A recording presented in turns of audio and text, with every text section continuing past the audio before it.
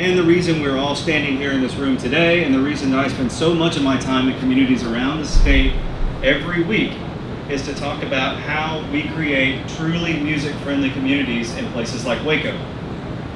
It's a program we're extremely proud of, and it came about through a meeting of industry leaders that we had in November of 2015, where we released our first economic impact study. And we said, yes, we know with empirical data now why we're going to go out and do the things we're going to do. It's because this is an industry that does these things that I mentioned, but it's made up of people like you that need support from the communities where they live to continue to build those small businesses and make them successful. So if you'll indulge me, the philosophy of the program is this. The Texas Music Office believes that it is essential to the well-being of our statewide music industry that we become a more interconnected and organized community. Every city in Texas has its own identity and contribution to our unique industry landscape.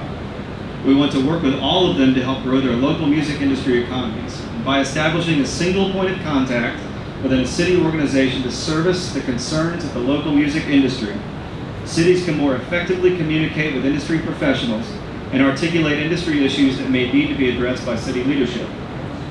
These strategies will greatly benefit music industry professionals statewide and will allow each city to better market itself globally. As the TMO works to expand the Music Friendly Communities program, we will also work to connect these points of contact with one another to share best practice concepts. It's our firm belief that by sharing information about industry successes as well as missteps, we will make Texas a more productive and profitable music industry and a more strategically placed player in the international music industry landscape. So I know that's a lot to soak in, and I'm happy to share this with anybody, and it's posted on our website, so please do take a look and you can unpack it yourself. I will say this, Texas is an industry center unto itself. Yeah. Memphis and Nashville are two places in Tennessee, Los Angeles is one place in California, New York is one place in New York, but Texas is an industry center that is made up of communities just like this that have had massive contributions to the international music industry landscape, okay? So I envision Texas as LA, Memphis, Nashville, New Orleans, possibly New York, and Texas. That's exactly how I see it. That's the job of my office to see it that way. So we want to create programs in Waco, and we want to connect you to the 10 others who are being certified and have been certified already, and the dozens of others who are already in the pipe to do that. And we want those liaisons hearing from you, translating needs up to city government, and then sharing those challenges and successes and achievements with each other. So what does it mean? To be truly music friendly, we ask cities to create a system to listen to and react to their commercial music industry at home. We work with them to better understand what is a very important industry at home. We work with stakeholders like you to create impact in a way you've never been able to before. And we work with those liaisons that we empower, like I said, within a new statewide network so we can learn from each other. Now, how do we do that? So, getting granular with the program for a second, we ask cities to create a single point of contact within city government whose job it is to listen to you. That means that this person can't be fired on a whim because that's not how cities work. This person gets up and goes to bed, and in the middle, they work on listening to you and creating programs to help you. This person will help the community define itself. And that can mean a whole bunch of different things. But getting y'all in a room together, I would wager that this is the very first time this group's ever been in a room all together at the same time. Well, it's that person's job to do that far more frequently so you can start talking to each other. Create meaningful forums so you can talk. And I'm not talking about Facebook forums where you're in the dark and you're talking about how somebody's music isn't what you like. This is far more real and human interaction that will actually affect change for you. So this person also needs to help you guys navigate city policy. If you're a venue owner or you would like to throw an outdoor concert and you're having trouble with noise ordinances or mass gathering permits, there are a dozen different things that this program can help you with at City Hall. And navigating city policies and navigating city bureaucracy is something that you need help with. This person is tasked to do just that. And then finally, this person has to lead a strategy that's going to take you forward incrementally so that you can see positive change happening for your community with your input. That's the top layer in city government, right? So this thing looks a little bit like a pyramid. I know that's scary sounding, I'm sorry. But this person's at the top and they communicate regularly with city council, economic development, the CVB. It may very well be housed in the CVB here, and it is in other places. And they work with the mayor's office as well. So they have this group of ears there that they speak to. The layer directly below that group is an advisory board or council that can look any number of different ways given the community that it lives and works in, but it needs to be diverse. It needs to reflect the community that empowers it. It can be appointed by city council like it is in Austin and San Antonio. It can be a nonprofit that already exists that you add to or empower in a different way, or you can create a nonprofit like we did in Fort Worth with Here Fort Worth. The CVB has a seat on that council and they partner to create this advisory board and bring the community together during networking times once a month to create city halls that I've been a part of several of. So this can look many different ways, but its key function is to create a community around you all and get you together and get you talking to one another. And I say it should provide a meaningful forum. If we're just together in a room having drinks and talking about the next band that's going to come on, that's a different conversation than if we're in a room with a purpose, right? If you're creating a meaningful forum where y'all can come and say, all right, in the last month, what have you seen that's affected your bottom line? What is the thing that's going to affect your bottom line negatively or positively? Let's talk about that and get it as loud as it needs to be so that everybody feels heard, so we can distill down those priorities and translate them up. Let's do that, right? And we don't have to have a drink in our hand to do that every time. So create a meaningful forum where you can actually get together and talk. Now some of these look kind of clinical. Like if you go to the San Antonio Music Commission or you visit the Austin Music Commission, and if you're driving by and want to see something pretty nuts, you should go see one of those. Those are sit-down forums where people can talk. Every single person in the room has a vested interest to be there, and it gets a little loud and it gets a little contentious, but that's the point. Because then that commission can take those ideas that they feel are top priority and translate them to the city music office, city council that they report to, and they can take steps to do things like create the Austin Music Census and create extended hours for noise ordinance on the Red River Cultural District, which they helped create, right? True, meaningful, practical change that needed to happen. City liaison, city office, advisory board or council. And these people have to work together to create real engagement, because all of you folks have other places to be right now, right? You're here because you're curious about a program, you heard it'd be good for Waco, you're in the music scene, you want to hear from them, but you have other stuff to do. So all y'all are busy.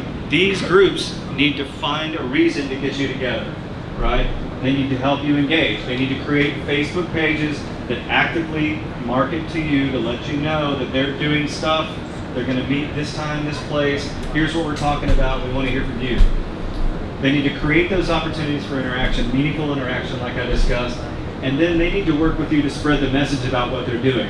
So if these things happen in the dark and nobody hears about them and no one's on board with you because it's happening in the dark, it does very little good for anybody. And I assure you that all of this enthusiasm and curiosity that brings you through that door today will fade off very quickly, if you're not actively, individually spreading the message about why you showed up here today, why you think this program is valuable, what you think it's going to do for your community, and continue to spread that message. So it can't all be on the city.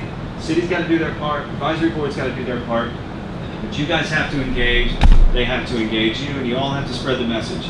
And really importantly, I always say this, and we all know this, one of the best things we can do in a music industry community like this, and this is a fantastic community, probably many more people could be here, if you don't support each other, regardless of genre, regardless of what kind of music you play, and you don't for a minute take a step back and say, this is damn hard for everybody, why don't we work together? Right. So,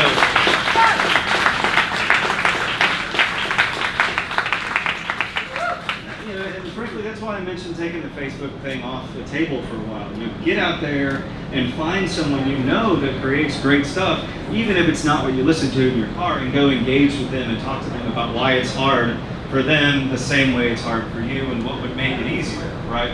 So support each other, right? Engage with each other, interact with one another, and do it face to face. And hopefully the city, with their advisory board help, can create those interactions on a much more regular basis. This really is a kickoff. This is not a finish line. This is a starting line of a program that will get you to the starting line of a real program. And that's what I'll say when I come back, hopefully when you get certified in a few months. I'll always say, all right, congratulations, you've got your team together and you're ready to start a game. I believe in this program, and I believe in the successes. I believe in the challenges that are faced by everybody that I'm seeing in such greater relief now that I talk to individuals around the state. We truly believe that the Music Friendly Community Program can validate and show support for an important local industry. And all communities have a music industry, whether it's 2 people or 200 or 3,000 people. Everybody has one, and this will be a way to show validation and support for that community. But this is absolutely a win-win for a city. And this makes the city itself and the Convention and Visitors Bureau visit a lot more knowledgeable about how to do their job, a lot more knowledgeable about how to tell the story of their place that they're tasked to represent. So it becomes a win-win. You create these databases, you create these programs, and you start listening to folks like yourself, and all of a sudden, Visit Waco, the CVB, can take a group of active partners out to promote a city that is getting behind those people and working with them to help their business grow, or creating policies that make it easier to park downtown when you're trying to unload your gear nominally. That kind of stuff, right? This common sense things that cities can do to get artists on their side, then all of a sudden you've got an engaged and excited fan base of artists who are helping push the city when they travel out. So wouldn't you rather find as a city your champions within the music community and really take them out and talk about why Waco is the right place to live and create music? Yeah. And then you will see true economic impact from a program like this. A, because you've probably never run an economic impact or an ecological impact study about the true effect that your music industry community has on your overall city bottom line before. I would be shocked if you had. Very, very, very few have. So by better understanding it, you'll know exactly why you're doing this from an economics perspective, and it'll make it easier to see those numbers start to grow. I will say a thing about nonprofits and why they're so important. We speak from my office to cities and stakeholders about how to build a system that looks like ours at home. We're bureaucrats wearing jackets talking about the music industry, and nothing's more sexy than that, I get it, but we're talking about one way to help by creating a top-down and bottom-up system that will allow the city to, for the first time, understand, measure, listen to, and proactively deal with a very important group of citizens. But alongside that, I never miss an opportunity to say, take a look at how nonprofit support betters your lives as musicians and music industry professionals in Waco. And you don't have to answer immediately, but talk amongst yourselves about what you have and what it's doing. Now, I don't come in waving an Austin flag. It's not what I do. We're Texas. Austin is but one part of Texas for certain. But I will share with you a couple things that Austin's done very well over the past several decades. It has a music commission. It has a city music economic development office. It engages with stakeholders. It understands them. It has a census that, even though it's a couple years old now, is one of the more accurate that has ever been done in the world. So it has this system that I'm talking about. But it also has 150 nonprofits that support in some way, shape, or form the music industry community. Now, we can all agree that probably not all of those are changing worlds and changing lives. But I know 4 for certain that are, and that's Health Alliance for Austin Musicians, SIMS, Black Fret, and Austin Music Foundation. Fundamentally, those things change people's lives in Austin. And there's a reason why the Austin music scene continues to be, not to do a pun or anything, be as healthy as it is. I look forward to working with Waco on this. I know you'll get there. And I counsel all of you not to be impatient while it's going on, but do check in with the people who are going to be help run the certification process. So, don't let me off the hook, don't let them off the hook. This is about accountability. It's about building a program that's supposed to work for you. Yeah. So look them up, look me up. Let's talk about what's going on, how this is going to get done. And with that, I really want to say a special thank you to Lindsay Littman for pulling this together. Absolutely. You've got a truly tireless advocate and a fantastic storyteller for your community here, and you're luckier than you know, if you don't know already. And I want to thank the Keep Waco Loud folks. Jake, thank you so much. I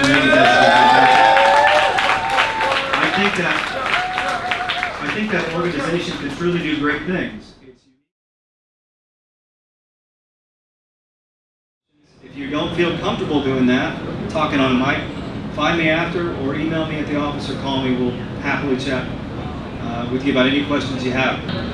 First, big thank you to Councilmember Kennard who was here.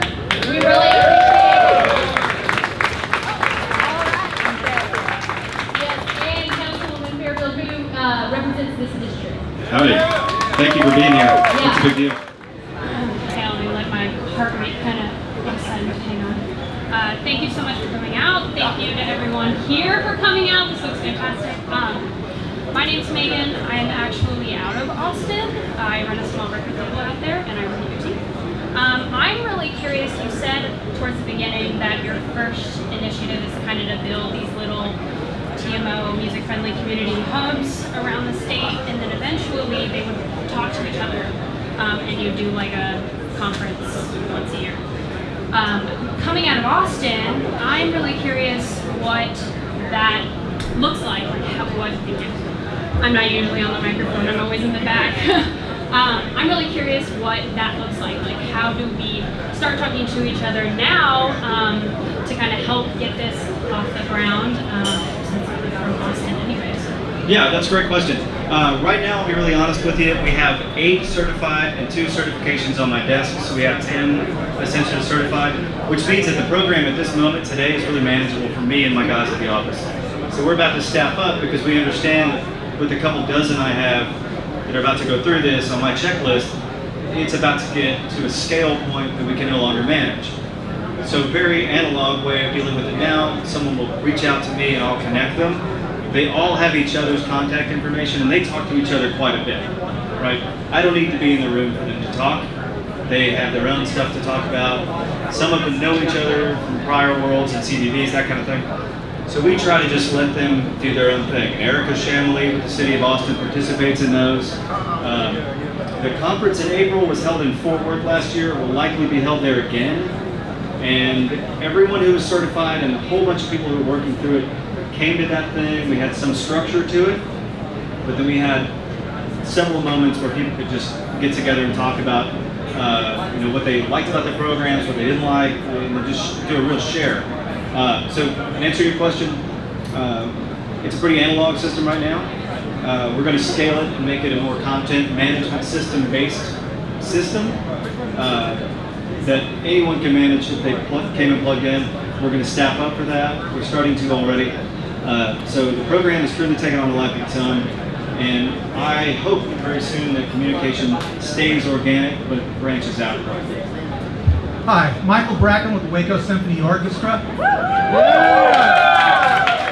In other communities, how do large nonprofit established organizations like symphony orchestras work with the community in this kind of an environment? Well, it's a great question because where we run into friction, and I do appreciate the question, where we run into friction is early on in this conversation where large nonprofit-based organizations like symphonies, ballets, opera, fine arts programs say, what about us? And the answer is that when I came into the office and I started building programs out that were going to aim at growing and supporting the Texas commercial music industry community, I had to make a determination about how we were going to deploy our resources.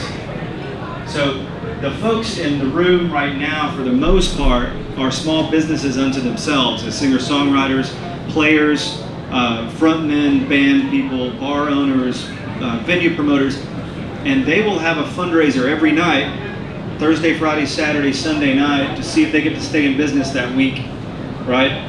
So their job is free market, hopefully. We don't have a lot, we haven't had a lot of change in our contracted pay as musicians in a long time. I hope that changes. But they're private and they're free market and they need help from the city.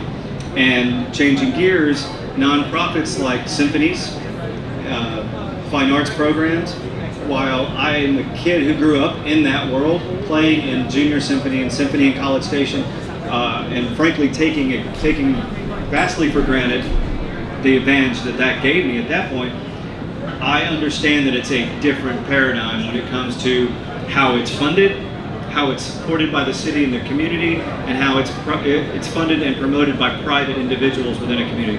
The two are very different things that complement each other. So what I would love to build is ubiquitous nonprofit support for the commercial music industry in all these communities.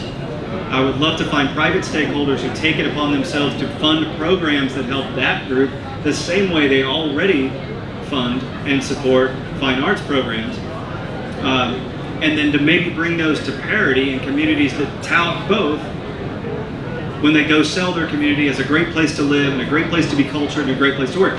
So the challenges facing fine arts programs are absolutely nothing to sneeze at. To keep these things running and to keep your city viewed by the rest of the world as a culturally important place, they have to exist. My name, I go by Prescription. I make hip hop music. I've been in the area for a long time. And just this year alone, I've thrown I think 6 hip hop shows. We put on over 40, probably about 45 or more different hip hop acts, and I haven't repeated somebody yet. So we definitely have a huge hip hop community here. So in Waco, something that seems to happen is, of course, for all Texas music, everybody has their own obstacles. And with hip hop, one of our biggest things is we have a stigma that follows us. It's harder for us to find venues. It's harder for a lot of things to get rolling. Even though hip hop is such a big genre of music, in Waco, that gives you a whole other set of hurdles. So my question is, do y'all do any kind of programs that happen to branch off and be, you know, genre specific, or is it just Texas music in general? You know, what we have to do is amplify the volume around the conversation about inclusivity, because the exact same thing's happening in Austin, and I live and work there, so I hear it about a little bit more. Oh yeah. Yeah, so if we, in Austin, for example, if we looked around the room and we put leadership groups together, which we've done over the past 3 years, and we don't have folks who are working in hip hop and EDM, we're just talking in echo chambers about what we know to be true already. Right? We're not talking, again, I'll use this word, holistically about what's actually happening in the community. So I think it starts with conversation and personal interaction. It's a good thing to get leaders from different genres who do different things within the genres, right? People who perform, people who create those opportunities for performers to be heard, all of those folks to be around other people who are putting on country shows, putting on the shows in the park, that kind of thing. That is what that advisory council at the beginning is supposed to aim at, right? If your group that gets together monthly doesn't look like this, then you're going to start heading off in a direction that's run by, you know, folks with a vested interest. That's okay. It's up to y'all here to start that conversation and be a part of it. And I'll say this too, because it's frustrating. Not throwing your hands up when things don't go your way. I'm talking to everybody. Not throwing your hands up when things don't go your way, or things change in a way you didn't anticipate them to, right? Because you invite everyone to sit at the table's going to look and sound different, which is the way it's supposed to. So be a part of that discussion and let it take you where it takes you, and you'll be a community that listens and actively supports everybody. Hi, I'm Fiona Bond from Creative Waco.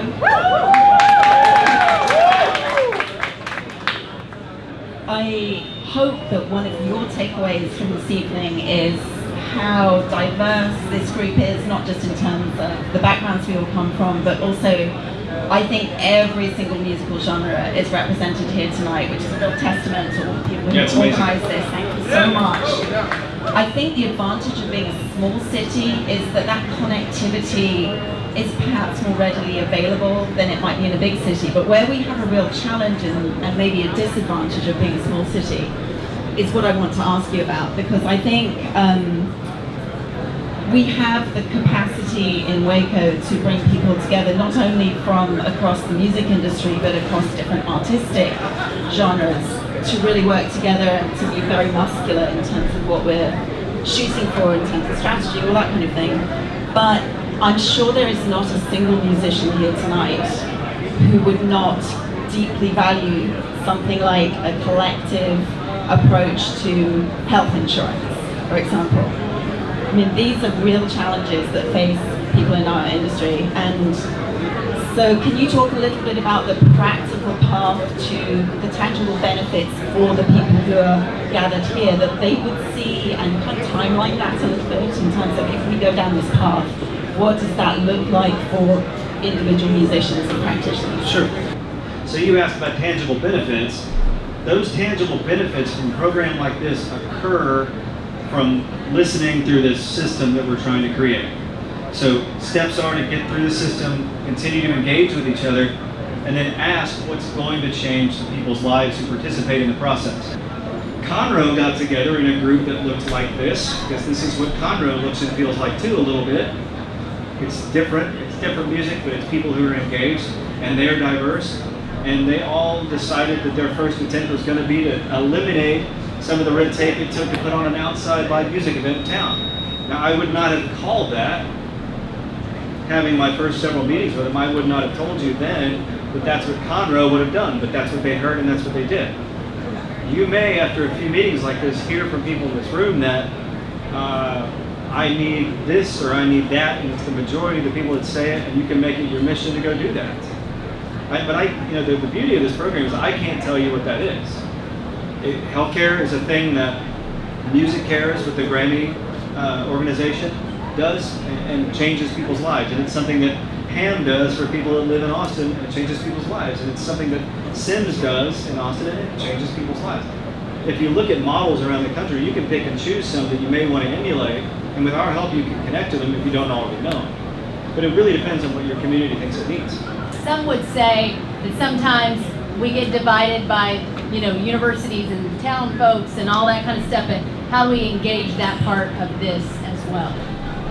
First of all, let me say that if I'm going to talk about universities and community colleges for a second, I want to make darn sure that I say that in the music space in particular, we ask them as many times as it takes to arm individuals who come out of their institutions with music degrees with the tools that they need to succeed and pay off their debt as soon as possible. So if they are told in classes that are not optional, yes, you aspire to be the best trombone player the world has ever seen, and Godspeed, but here's some things you ought to know about how the music industry works too. And here's how you write a business plan. And here's how you talk to people in a room that you don't know. And here's how you sell yourself. These things are not often taught. Sometimes they are, but we should always take a minute to say, let's better arm our kids who are coming out of music school so they'll be more well-rounded music industry professionals, and they won't learn it in the dryer like we all do over 20 years, right? So we're like worn down and worn out by the time we're 45 and we know some stuff. What if we were 19 and knew some stuff and we could go out and start businesses that were successful? Anyway, that should always be said. I would pay attention to the industry, to the entities you have here, because MCC has for a long time done some really great things in that area, and they've trained some really great people. I'm frustrated by the lack of music business programs in all our state institutions, but that's not my call, and I don't want to get yelled at when I get home. The partnerships you can form through entities like Keep Waco Loud and the Waco Music Friendly Communities program could be really amazing. I don't know for certain. You got to find the right department heads, and you got to find the right forward-thinking people in those institutions to plug in. You're blessed with a lot of higher ed opportunities around here, and what could come of that partnership if it was done in an intentional and concerted way, gosh, I can't say, but it's something you ought to strongly consider. And as you're having these conversations about certification, what that means, invite them into it. My name is Timothy. I'm a Monte genre, graveyards, also a model, modeling agency, right? I had a question. I heard you mention earlier about, you said something about fine arts programs. I had this vision a long time ago. I'm originally from Atlanta, and I was wondering, is there any way that you would be able to work with maybe a city hall or to be able to try to develop facilities in communities where there are underprivileged youth that can actually have actual facilities that will have these programs, nonprofit programs, and that will bring in a lot of volunteers to develop a lot of these underprivileged youth. If you're talking about creating environments so children from underprivileged and underserved communities can learn about fine arts, I would run quickly first to a well-financed, hopefully, or at least very passionate nonprofit to see what their interest level and capability is. Because there is never going to be a state organization like mine that community is going to create those with a magic wand. We don't have that power to do it. In communities that have done things like that, it's been started in my limited knowledge set about those things by nonprofits who form partnerships with the city where they're based, right? Because the city wants to tell that story, wants to make life easier for them to do those things, but it's the nonprofit that runs and does those things. So look around, find out if people have a seed in that idea that you have, if there's a nonprofit out there nationally that's already doing it, that you can work with to start a branch or something, then go do it. Because it's an amazingly worthy thing to do. Thank you so much for the great questions. Thanks for listening to me through that riveting presentation. And I look forward to talking to all of you.